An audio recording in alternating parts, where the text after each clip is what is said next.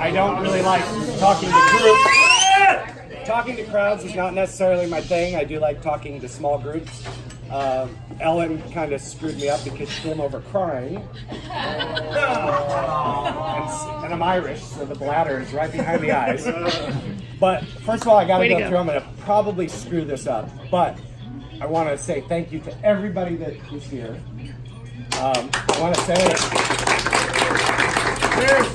thank everybody for your support and encouragement, and you know, there are moments in these things, and Jim will attest to this, where you get exhausted, and his line is always like, oh, the candidate's getting cranky, or the candidate needs a cocktail, and the candidate always needed a cocktail, so that didn't always make sense to me. But I want to, first of all, I need to thank Jason. Where's Jason? Jason. Right here.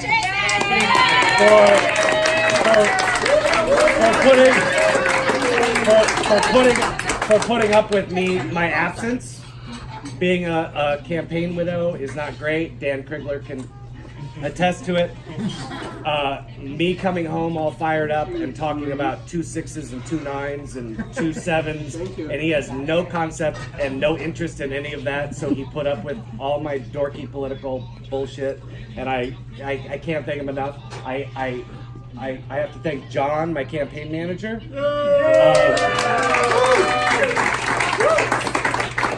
who, you know, even with my inability to forward an email today, was smart enough to come up with the idea to airdrop it, so thank God for him. I have to thank Jim Spear, my treasurer, and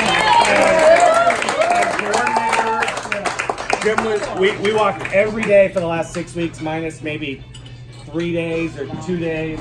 And even if Jim walked almost every day with me, and if he didn't walk, he annoyed the hell out of me with texts to make sure I did walk. So there were a lot of text messages. Yes. I'm just saying. So I have to thank Jim, and again I thank Dan for letting Jim leave the house so much, because I know Jim cooks terrible things. I have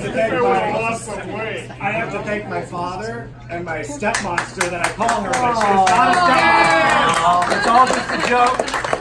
For coming up, and my father knocked on doors, and Karen dropped mailers all weekend, and they worked the polls all day today.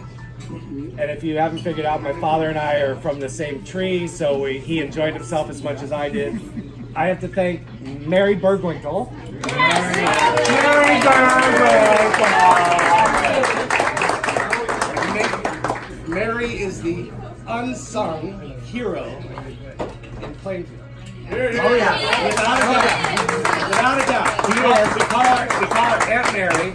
We've all worked on a lot of campaigns. Mary always makes her opinions known, but she never forces anything on us, and she never tells us, I told you so. And Mary is always there at whatever time to support in whatever way she can, and that means if she needs to go get bottled water, or write a check, or do whatever she needs to do, Mary is right there. So I